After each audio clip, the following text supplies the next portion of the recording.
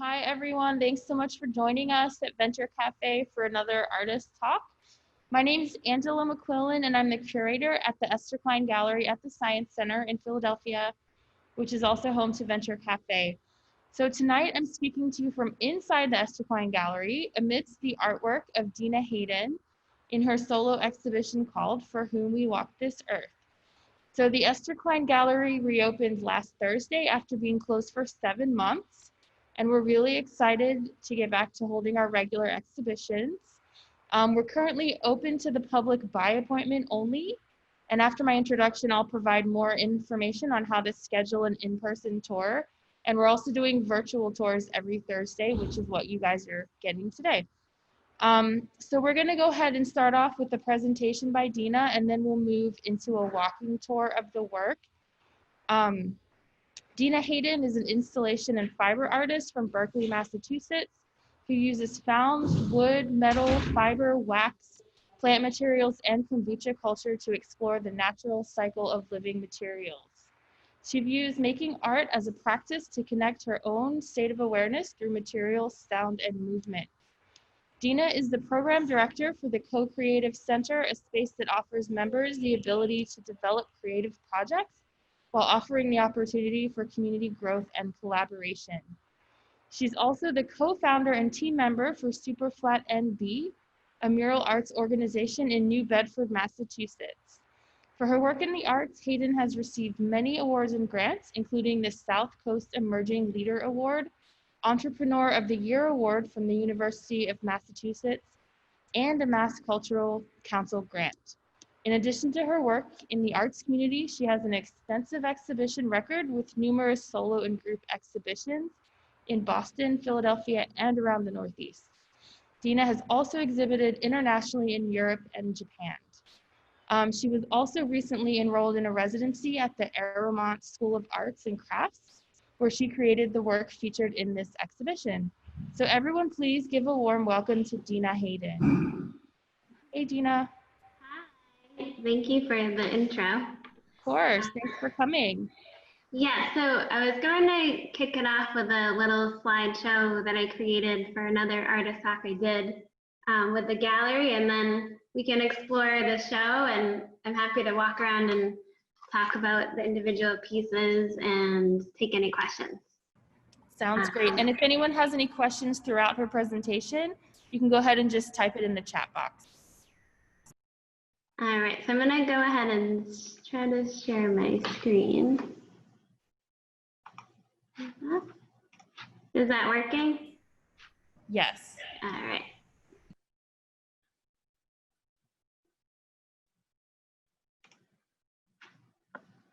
Okay, so I'm just going to go through a few pieces. And again, if anyone has questions, please ask. Some of this work is part of the exhibition, so if you know my artwork, it's a little hard to see through video and photography because it's so fine. It's definitely created to experience in person, so this is as close as we can get with COVID, which I'm super thankful for Angela and the Esther Klein Gallery making this happen virtually, especially right now. So I created this work over the past 2 years, or I guess a year and a half. So we were initially supposed to be exhibiting it in April, and we held off, and luckily we could give it a go, and I'm happy for the opportunity. So thank you.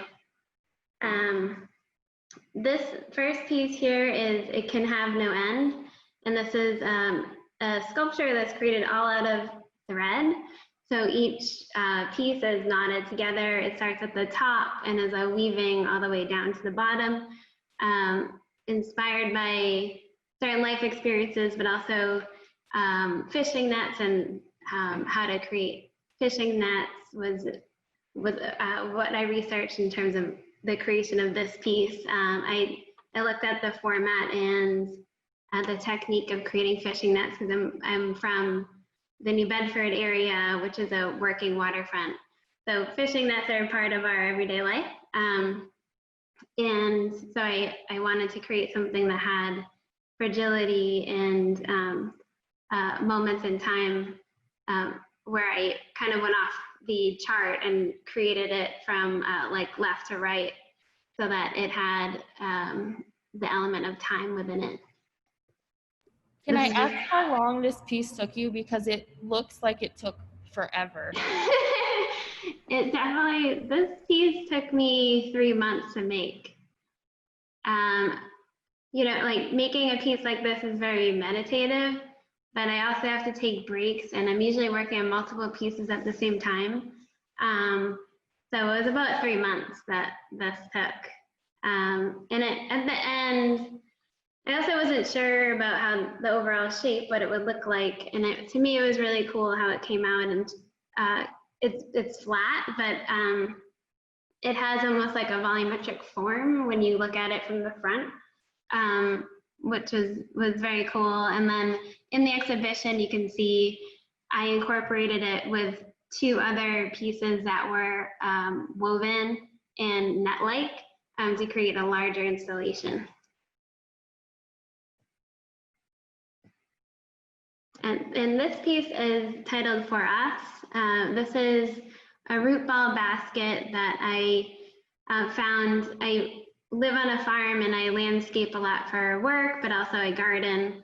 So this is a found piece of metal. So the metal structure was found in the ground from transplanting trees. So I pulled them out of the ground, and that's when I first started using root ball baskets as initial structures to create my sculptures. So this tree had died on the land, on the farm that I live on. So I pulled it out of the ground, and it had this root ball basket around it. So I wanted to honor the tree in some way and bring in life again to that metal form. So I started getting these ideas of creating small vessels that would bring in light and capture light within it. So this is one of my first pieces I made with the root ball baskets. Can you quickly explain what a root ball basket is? Because I have no idea what that is. Yeah, okay. So in landscaping, you use a root ball basket, which is the metal structure, to go around the root ball of a tree. So you place it around the root ball and tie it off so that you're containing the roots for transportation. Sometimes people plant some people plant trees with the root ball basket intact for some reason they think that it helps the tree grow. And then there's like other theories that you should take off the root ball basket. Our trees died, I think, because the root ball basket was intact. So anyway, it is just to hold the root balls of trees or big bushes, basically. So they come very geometric, but then over time they get dismantled, and so that's like what I find the beauty within them is that for instance, like this piece mimics the growth of that root ball, so how it changed and manipulated the metal structure for the roots to grow. And then this is the interior of the piece. A detail shot of the small cups that I create. This was all out of one piece of fiber, and I dyed it with different teas and created each individual pocket is what I call them. So they're like small cups. So I sew the exterior of the basket and then sew in these small cups to hold light.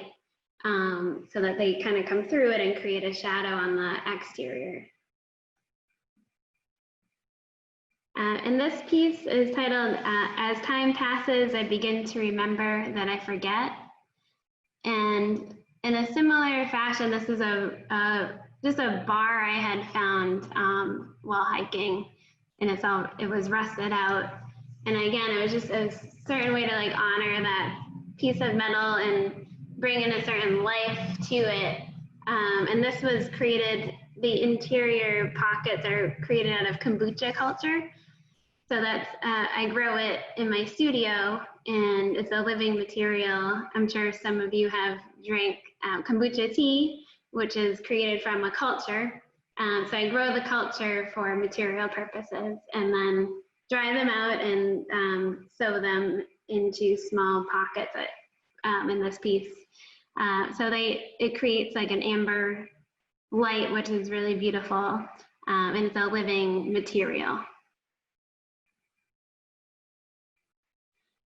This piece is titled Breath, and this is also created out of Kombucha Culture with a wax base. I chiseled holes out of the wax and then inserted kombucha pockets. And within this piece, I was thinking about our breath and how we can inhale and exhale and breathe out and fill a space. And the kombucha culture, again, was symbolic of being a living material and holding a breath.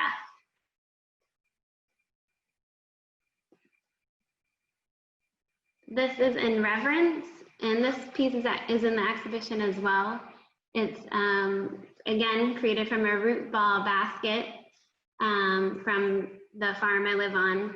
And it's sheep's wool, actually, that's woven into it. And again, this was a way of bringing life and warmth into the root ball basket. Again, but this was with a tactility and a sense of warmth from the material itself. So I collect materials as I walk and work on the land and collect things and try to piece parts together as I go. And it's when I create work, it's kind of like writing poetry. I don't really necessarily know exactly what the outcome is going to be, but it's just like kind of a sense of play with material. When you work with kombucha, does it have a specific scent? Yeah, it does. When you drink kombucha, it has a smell that's like very vinegary and acidic.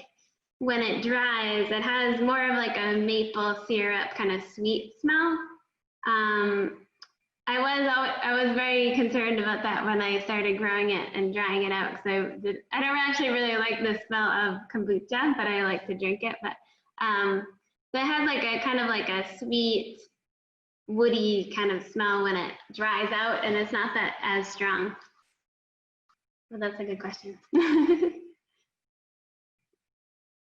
And this piece is Return Again, with the kombucha culture on the amber vessels surrounding the wax vessels in the center. And this piece was about, I usually display it on the floor, and I was thinking about bringing back like an energy or life back into the world that I was missing. So kind of return again with the life, like the kombucha as a symbol of life, and then the wax as like holding light. And I enjoy the duality of the light wax, and it's like a hard material, and the kombucha is very soft. And they kind of play really well together. This piece did not make it into the exhibit though. This is a detail of that piece. Is there a reason why, or did you experience any kind of issues with transportation of your work? Yes, I did. I didn't bring this piece because I felt like I had a lot of floor or sculptures I wanted to include in the exhibition that were newer and part of this newer body of work. And this one, I love this piece. It would have made it in transport, but I have an image of it. One of my favorite pieces decided to melt on me in the U-Haul.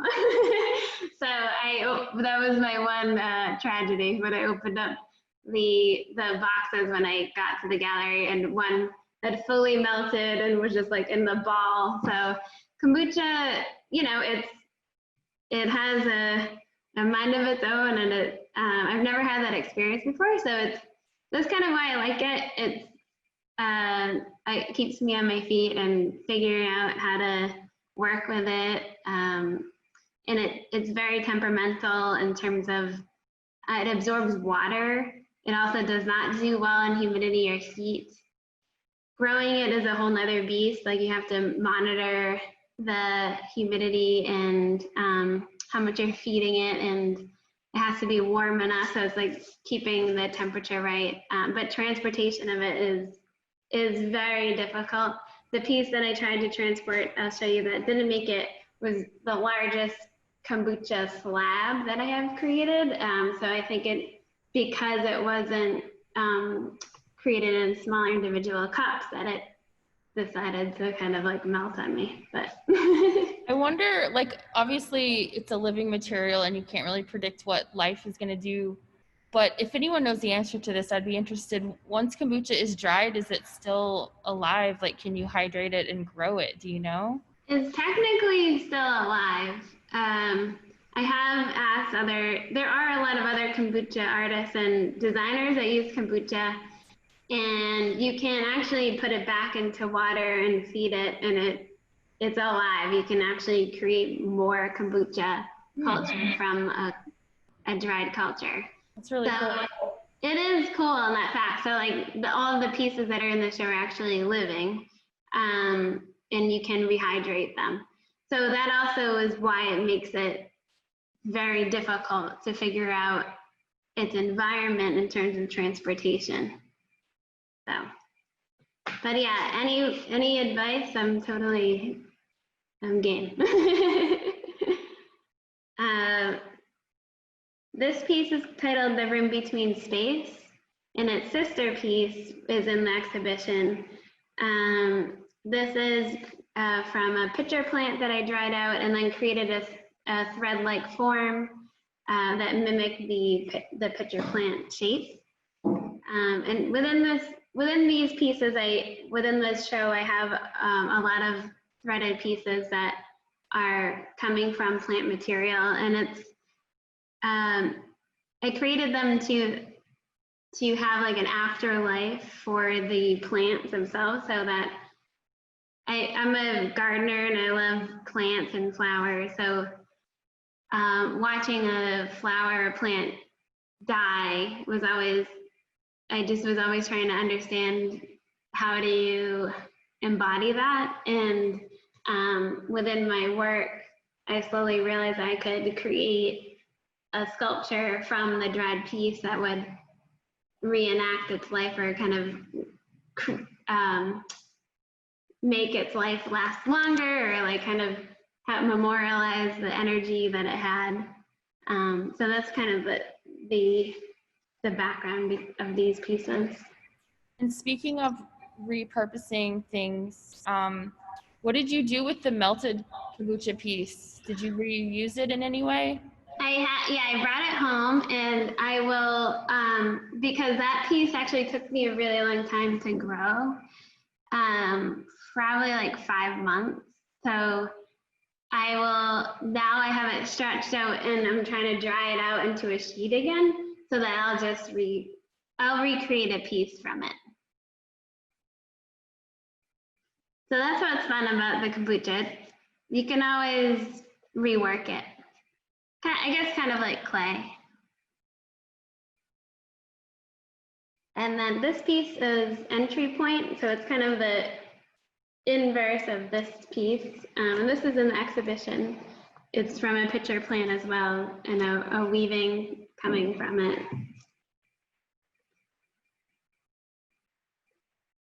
This is the piece that melted. So I wanted to create a piece that had like gravity in the sense of time, and so you could really sense the material. So this is called Celestial Keep, which no longer will look like that. But it was a really beautiful piece. I had a little wax cup embedded in it, and when you had light on it, glowed on the wall with like an amber light, which is really beautiful. And this one is And I Understood. This is Kombucha Culture and Wax. And this piece embodied a sense of like a clarity, I guess. So I write a lot of poetry as I create, and I was going through a time where just kind of trying to understand life, and this was showing both sides of like of a form, and like you can see the light penetrating through it, and then also on the other side.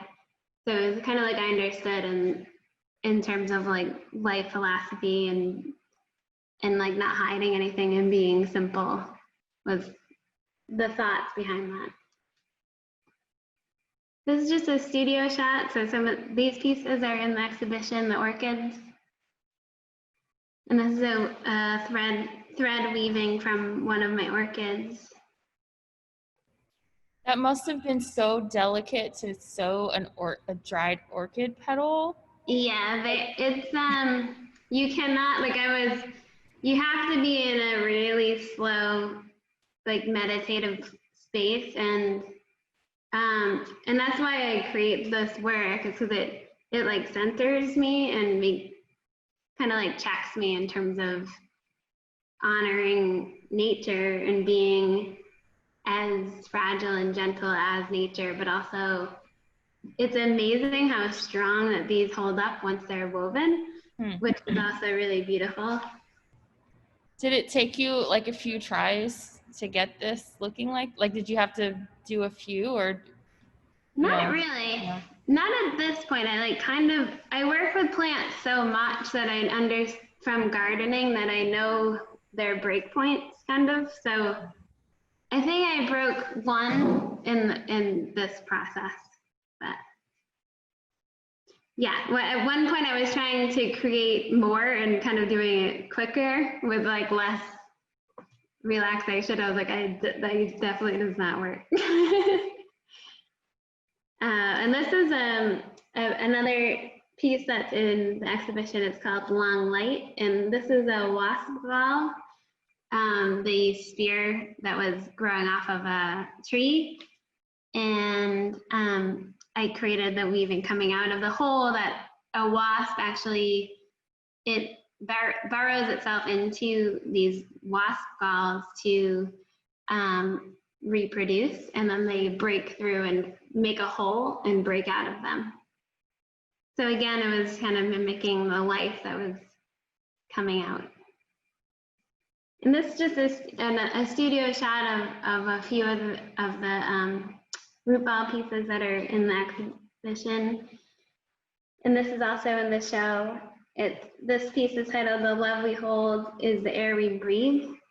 And this has kombucha culture in it, and also other fabrics that are dyed from different plants. And that's a studio shot of it before it was finished. This is another studio shot of the orchid with the hanging basket. And there's also another green basket. This is the production at Co-Creative Center. I was really trying to make a lot of the green pockets as much as I could over the spring. So these are all those pockets are all hand sewed, right? They're all hand sewn, yes. Wow. So this took me, I actually had one of my friends help me sew, and my mom helped me sew a little bit when I was trying to get ready for April. And then with COVID, I had so much more time. So I was like, okay, I can kind of like relax. And I was able to finish the green piece, and it's kind of work that you can't really obviously like pump out. This is over like 1,000 cups, so it's like 1,000 little pockets that you're sewing each side. And this is just a shot of an installation I did out in Concord that's titled "The Light Which Puts Out Our Eyes is Darkness to Us."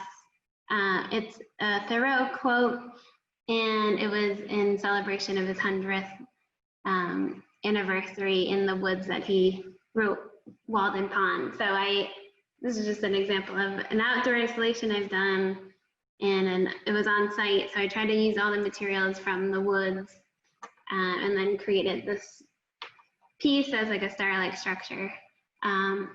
And I collected all the burned wood in the forest and then created this piece from it. So after looking at this piece, I'm wondering, are you at all influenced by Andy Goldsworthy's work? Yeah, I love Andy's work. I mean, I know a lot of people make environmental art, but he's like the most well-known, so. He's just amazing, and I always tell people that this piece is actually very difficult to make. I have a hard time making work out in nature because nature is so beautiful and amazing, and it's very difficult to make something in nature that is honorable in a way. So it's like, I really admire Andy Goldsworthy for how he works with nature, but doesn't like overimpose himself, but like becomes part of it. And I think it's extremely difficult. Yeah. So that's all I have for my slides. Okay, well, thank you so much for showing us your slides. Before we go into the gallery tour, does anyone have any questions for Dena? Can I ask a question? Please do. Yeah, that was wonderful, Dena. Thank you so much for sharing. And I was really struck as you were talking about these amazing skills that you've picked up that I wouldn't necessarily initially associate with art making, like the nets that you were talking about, and gardening and kombucha growing. And I was just wondering if there were any like skills that you were hoping to develop that you were kind of thinking about for future work. Good question, and it's good to see you. I always wanted to work with, I guess, like certain scientists that understand regulations in terms of growing kombucha in a more monitored space. How I grow it in my studio is pretty haphazard. I mean, so, you know, I would love to understand the science of that more, even though I've researched it, and, you know, there's been some artists that have worked at MIT that I follow that have worked in the labs with them there, but there's only so much you can learn like that without being hands-on. So that's one. The other is I would love to also learn more about alpaca fiber, and I've been working with the New England alpaca fiber pool, which is in Fall River, which is near my studio. And there's just so much to learn about alpacas and alpaca fiber, and it's just like these little worlds that I would love to dive deeper into to understand the science of the fiber in the animals, and more like the science aspect of everything. That I'm kind of just starting to like catch into. So I'm always exploring as an artist. I think that's the fun part about being an artist, is that you can kind of pick and choose like what you want to adventure into. And usually it shows up if you kind of knock on their door. People are usually open to artists, which has been great, a great experience for myself. But I would love to dive a little deeper into the science of it all. That's great, thank you. Any more questions for right now? Actually, I guess at this point, we'll just open it up because I can't really like see the chat box when I'm doing the tour. So if you have a question, just ask. That should probably work. So Kerway, if you don't mind, this is my first time doing this, everyone. So I'm gonna try and show you my screen while Dena talks. So if you could spotlight my screen, and then if you guys can't really see what I'm showing you, just tell me. Let's see. Just tell me to readjust, and I'm hoping that it's not a mirror image. Can you guys see this? Yeah, and that's not a mirror image. Okay, good. It's a little crooked, but this is the view in the gallery when you first walk in. Yeah, so this is a piece, I made a few pieces from alpaca fiber. That's the title of the show, With Whom We Walk This Earth, is the title of this piece. So inspired by the root ball baskets, I actually, with one of my friends, we welded a root ball basket, but at a larger scale because I wanted to hold the alpaca fiber. My first time using it, I worked with New England Alpaca Fiber Pool, which they have, they're called thirds, which are fiber that they don't use in manufacturing. So I decided to use it in my work and explore with it. That's how big it is in comparison to a person. It's huge. Yeah, so I think it's the biggest sculpture I've made to date, which was really fun. It kind of made itself. I had this other idea for it. I was gonna graduate the light to dark. I have about like 5 different colors of the alpaca fiber. But really what came to me was that as I was creating it was to create a vessel of the white fiber, but then this like anchor triangular piece that was all dark, to have the duality of the white and black within it. But it also, the light can penetrate through all of it pretty much, except some parts of the dark fiber. So I wanted to create a vessel that could have light flow through it, but be very like warm and inviting, but also real and alive. And just a way to honor the animals that we live with. And it had the fiber, alpaca fiber has this kind of like sense to it that, I don't know, it's unlike any other fiber I've worked with, and I wanted to use it in its raw form. So it has even like hay, and I froze the fiber, so I didn't put it through any processing except freezing it, to keep it as raw as possible. Can I ask a question about sort of your installation process? Sure. Obviously, light seems to be very important to your artwork. So in the gallery, did you adjust lighting? Did you work with the lights that are already there, or sort of how does Actually, for this piece, as I was hanging, I was going to be I had planned on hanging it in a different part of the gallery. So the installation took me a while to lay out, but I decided to anchor it right in the front of the show, which is a change. And then actually Angela lit this piece, and I did light a few of the pieces, but it holds light well. Like it kind of always, if the light's above it, it will have like different shadows on the bottom. I played around with it in my studio a lot, but. Cool. So this is the other side of the front of the gallery. Yeah, so this piece, you can see the thread piece that I had talked about in the beginning. This whole installation I have exhibited once before all together, and it's titled Each Knot, Forever Unraveling the Transparent Walls Between Us. And this is created out of Kombucha Culture, Japanese knotweed, and thread.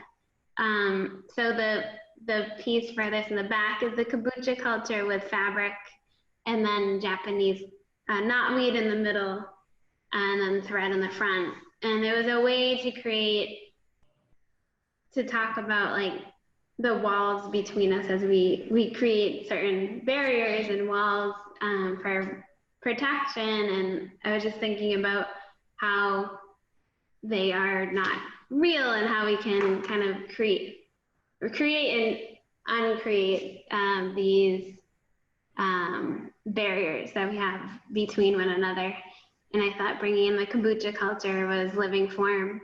And then the Japanese knotweed in the middle is an invasive species in our area in the South Coast. It grows wildly, and everyone kind of like hates Japanese knotweed, but it's actually this real beautiful plant that protects our land and protects the rivers. So the Japanese knotweed kind of grows a hold in the land so it doesn't come into the water. So there's just like, there's a lot of layers within this piece. I started harvesting the Japanese knotweed, and then you have about a week to work with the form and like create where they're malleable, and then they dry really hard, almost like bamboo, and then turn red. So that's the middle piece that I created, and then the thread piece is in front. So it's kind of a different scale from front to back, and I don't know if you can see it from my screen, but each little tiny piece of the knotweed is tied together with a little piece of thread. that took me a really long time to make, because the knotweed is, I'm taking a basketry, like a wild basketry class right now, to learn a little bit more about like which materials are easier to use. The Japanese knotweed, I don't think, is not the best type of material to work with, but it does work. This piece is held up together. It's very fragile. Transporting it is not that fun, but It's beautiful. I love the copper as it complements the Japanese knotweed. Thank you. Yeah, the copper, I wanted to have like a warm type of metal to hold it all together. So Yeah. Was that a found material as well? that actually was not. The copper is not. Well, I had one copper rod in my house in the basement, and then I bought the other two. So Beautiful. All right, so we're gonna go, and please, I'm sorry if I'm making you all dizzy. I'm doing my best not to. okay. This piece is created from alpaca fiber and thread, and it's for the moon glow, is the title of it. So it has the alpaca fiber at the top, and then a spherical like tube woven out of thread that comes out of it. And this piece has, I don't know, I was kind of playing around with the idea of having something that was, I'm always thinking about something that was living or past. And so this is kind of almost like afterlife kind of mentality of something that could blow up and become a life force, but was resting. So that's why I wanted to put it on a shelf and make it more of like a piece that was at rest. Trying not to get my shadow, but I can't help it. All right, now around to the other side of the cube. So these are the orchid weavings I was speaking of, and this is called Their Story. Oh, sorry, Their Song.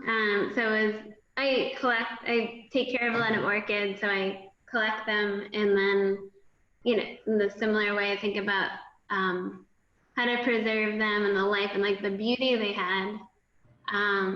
And then these are very playful when I work with them in the studio. And then I just kind of have them all around. So it was nice to install them on the wall, to have them all together like that. All right, what should we go to next? The green piece, which I showed you, the small green pockets that I had sewn, this is the last piece I made for the exhibit. It's called Woven Meadow. And this is dyed out of marigold. So it's mostly all green, which was a depart from my normal palette, which is pretty minimal, but within this work, I decided to bring in some greens and reds, and they're all sewn pockets that are sewn in, and there's cheesecloth and fabric sewn together to create that piece in a root ball basket. And the reason for the expansion of my palette, I went to Utah 2 years ago and was just kind of blown away by the colors out there in nature. So just like the the very earthy reds and greens really stuck with me, and so I wanted to bring them into my work subtly. It's beautiful. Thank you. So we have some wall pieces as well. I hope that it's not too much of a reflection. Can you guys see that? Yeah. Okay. This piece is Rises Around Me, and it's a cheesecloth dyed with batik and wax. So and then elderberry. So I made this piece actually at Aramont when I had a week residency there. So I was working with a few other artists that it was really fun to learn their techniques, and I batiqued wax in high school, but I was playing around, and so this is all like wax and kind of using that technique of batik. And it was just more like a sketch, like I draw these forms all the time. So it was kind of like a primitive kind of symbol in my mind of just like kind of where I usually depart from in my work. So it was cool to make a piece with like that kind of quality to it. All right, now we have a piece over here on the floor. Yes, this is the piece I showed in the photos in Reverence. This is the sheep's wool in the root ball basket, and it's a floor piece. Go. And then all the paintings on the wall are small pieces. I usually don't exhibit my paintings and sketches, but they felt part of the work in a significant way. I use them in dialogue, so I thought I would include them.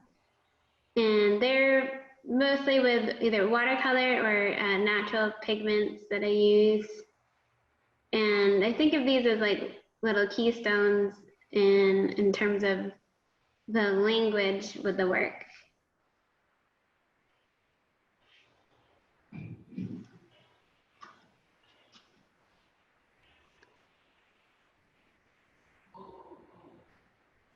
And I'm kind of wondering your reference to these pieces being primitive in nature.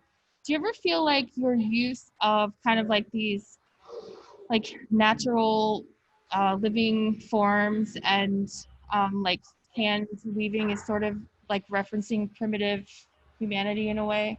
Yeah, I do, and it's weird. I mean, it probably sounds naive to say this, but it comes from a internal place that comes out, and then I know it's very primitive of being a human being, and just exploring like Utah and seeing you know, like all of the markings and the rocks is just like so mind-blowing to me, that these images come into my work, and then also like my dreams, and then it's just, I feel like it's part of being a human being.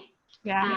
Especially like the hand in time, like throughout art history, it's just having a hand and like what we can do with our hands in terms of like praying or creating and making is just like, it's just as an amazing tool we have as humans. And weren't some of the first cave paintings like hands with paint splattered over them so they left a negative print? Yeah, exactly. And it's just, I don't know, but yeah, it's just pretty amazing to me. And that's the pitcher plant. But this is a really beautiful piece. What kind of, this is a trumpet seed? Yeah, no, this is actually a pitcher plant. Oh, sorry, a pitcher plant. Yes, with thread. And so it's hanging from the, I kind of like wove it into the ceiling. And that, I have another piece that couples it, but. Which way do you want me to go? This way? Yeah, that's good. Okay. This is Fell Through, which is a fabric piece that's created from mostly elderberry. I worked with my friend's company, Bilo Herbs, who has an herbal company, so I used a lot of her cheesecloth, and she would give me all the discards of it. So I created this piece to kind of be like a waterfall of fabric, like skin-like, kind of like barely intact, holding together, but still maintains a shape. So kind of like that fragility of like human form was what I was thinking about in that piece. Again, it looks very hard to transport. Yes. So here's the, there's two pieces similar. This is the Yeah. other piece. So let's see. You can see the other one over there. Yeah, and they kind of, it's cool in the gallery because they move with the air in that space because they kind of like float. Yeah, I love the threads on the bottom. You can't always see them in your photos. Yeah. But they're so delicate, and they actually blow. We have like the littlest bit of air conditioning here in the gallery, and they just blow just a little bit. It's really pretty.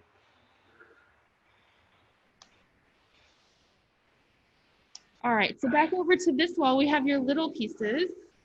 Yeah, so I installed all these shelves and put some of my pieces that were, these are kind of like, again, in my mind, like sketch-like sculptures that embody different thoughts. And I think a lot about digging into material and then like exposing it. So they kind of hold different meaning with that. But I like working on that scale because you kind of get ideas out fast and it feels like more poetic in that way.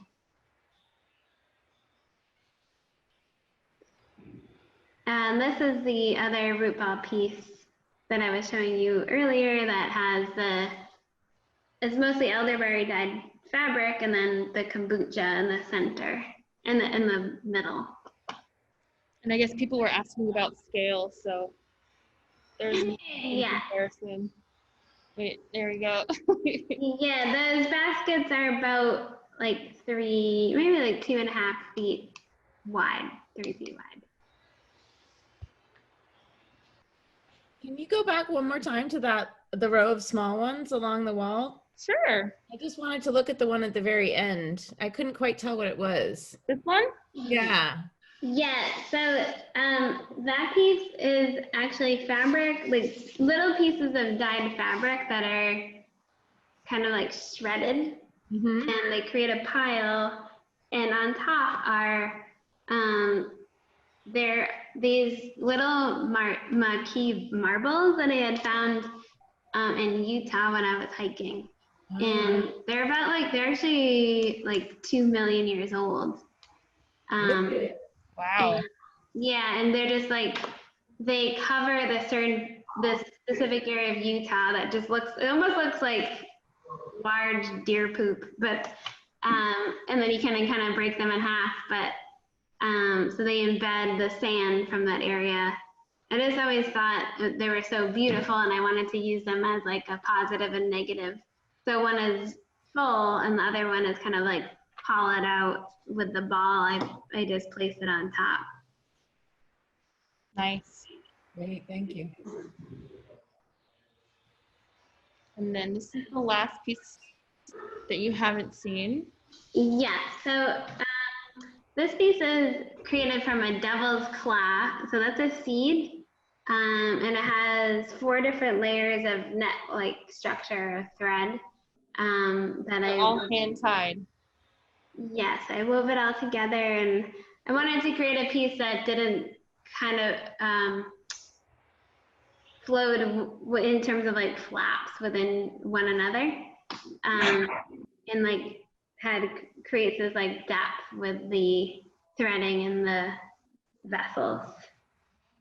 And this is Threaded by the Roots is the title of that piece. And actually, so it's been cool because a lot of my friends and other artist friends that know that I'm create work like this, sometimes they send me pieces from their own journeys or like out in nature. And my friend Angie actually sent me this devil's claw from a hiking trip. It's really cool. It looks like it's from some kind of an animal. Yeah, they're totally amazing. So Does anyone want to see anything else again before I return to my seat? I think there's one other piece on the end wall. Oh, you're right. I'm sorry. Let's Let's talk about this one. which one? This looks very delicate.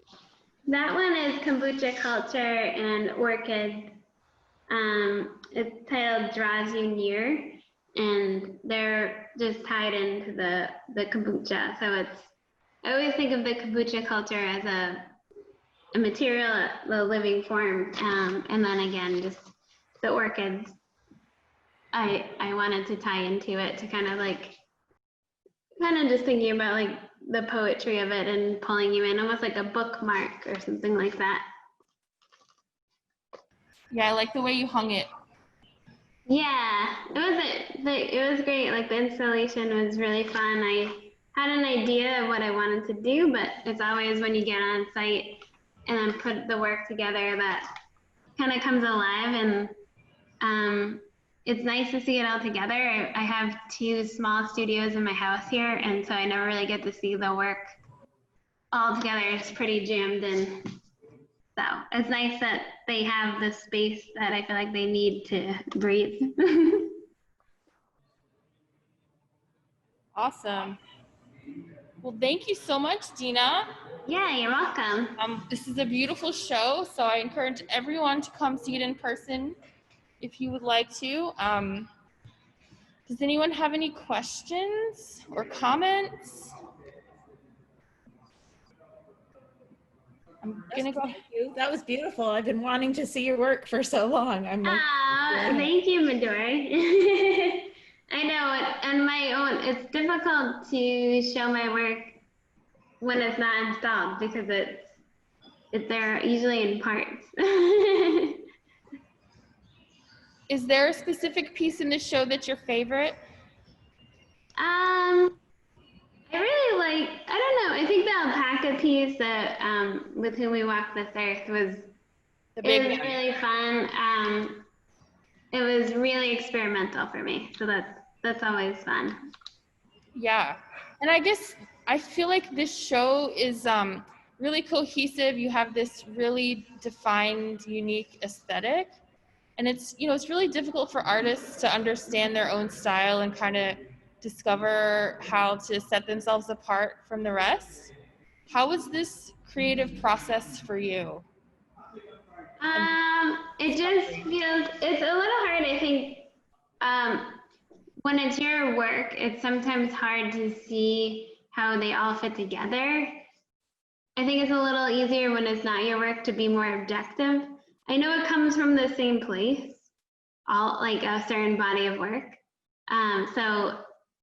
That's like what I always go back to. And when I know it comes from the same feelings and like the same experience here, and then like a lot of my writing informs that. So I don't know, it just like it evolves on its own, and I just try to trust the process of it and be a vessel for it to kind of come in and not be as controlling as I want to be. So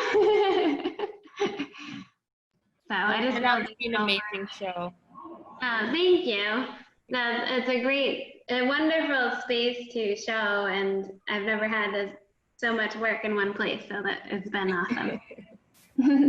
That's awesome. Well, thank you so much, Dena, and thank you everyone for coming tonight. So I left the details on how to schedule an in-person appointment in the chat, and I want to also let everyone know that next Thursday at Venture Cafe, we're having a big Creative Connections networking event for any artists or creatives who just want to get together and meet other people and have like an informal conversation. Please join in then. All right. Thank you, everyone. Have a great night. Good to see everyone.